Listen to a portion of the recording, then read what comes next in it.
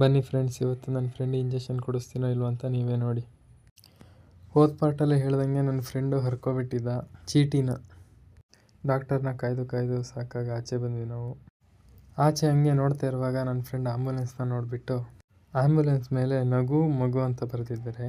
ಆದರೆ ಆಂಬುಲೆನ್ಸಲ್ಲಿರೋರು ಯಾರೂ ನಗಾಡಲ್ಲ, ಯಾಕೆ ಅಂತ ನನ್ನ ಫ್ರೆಂಡ್ ಕೇಳ್ತಾನೆ. ಗೌರ್ಮೆಂಟ್ ಆಸ್ಪತ್ರೆಯಿಂದ ಪ್ರೈವೇಟ್ ಆಸ್ಪತ್ರೆಗೆ ಬಂದರೆ ಡಾಕ್ಟರ್ ನಿನಗೆ ಏನು ಸಿಂಟಮ್ಸ್ ಕಾಣಿಸ್ತಿಲ್ಲ, ನಾಳೆ ಬಾ ಅಂತ ಹೇಳಿ ಕಳಿಸ್ತಾರೆ. 3 ಪ್ರೈವೇಟ್ ಆಸ್ಪತ್ರೆಗಳನ್ನ ಸುತ್ತಕೊಂಡು ನಾವು ವಾಪಸ್ ಮತ್ತೆ ಗೌರ್ಮೆಂಟ್ ಆಸ್ಪತ್ರೆಗೆ ಬಂದ್ವಿ. ಮತ್ತೆ ಲೈನಲ್ಲಿ ನಿಂತ್ಕೊಂಡು ಚೀಟಿ ತಗೊಂಡು ಡಾಕ್ಟ್ರ್ ಹತ್ರ ಹೋದ್ವಿ. ಮತ್ತೆ ಡಾಕ್ಟ್ರು ಬಾಗ್ಲು ಹಾಕೊಂಡು ಇಲ್ಲಿಗೆ ಹೋಗಿದ್ರು. ಕೊನೆಗೂ ಡಾಕ್ಟ್ರು ಸಿಕ್ಕಿದ್ರು. ನನ್ನ ಫ್ರೆಂಡಿಗೆ ತೋರಿಸಿದ್ವಿ. ಇಂಜೆಕ್ಷನ್ ಮಾತ್ರ ಕೊಡ್ಸೋಕ್ಕಾಗಲಿಲ್ಲ.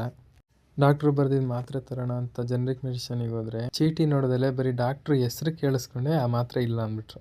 ಸೊ ಬೇರೆ ಮೆಡಿಕಲಿಗೆ ಹೋಗ್ಬಿಟ್ಟು ಮಾತ್ರೆಗಳನ್ನ ತೊಗೊಂಡ್ವಿ. ಡಾಕ್ಟ್ರು ಏನು ಬರೆದಿದ್ದಾರೆ ಅಂತ ನೋಡಿದ್ರೆ, ನಿಮ್ಮ ಅಮ್ಮನ ಪಿಂಡ ಯಾವ ಬೋಳಿ ಮಗನಿಗೆ ಅರ್ಥವಾಗುತ್ತದೆ. ಮೆಡಿಕಲಿಂದ ಸೀದಾ ಹೋಟೆಲಿಗೆ ಬಂದ್ವಿ. ಏನೇನಿದೆ ಅಂತ ಕೇಳಿದ್ದಕ್ಕೆ ತಿಂಡಿಲಿ ಇಡ್ಲಿ ಒಂದೇ ಇರೋದು ಅಂತ ಹೇಳಿದ್ರು. ಇಡ್ಲಿ ತಿಂದಾದ್ಮೇಲೆ ನಮ್ಮನೆ ಕಡೆ ನಾವು ಬಿಟ್ವಿ.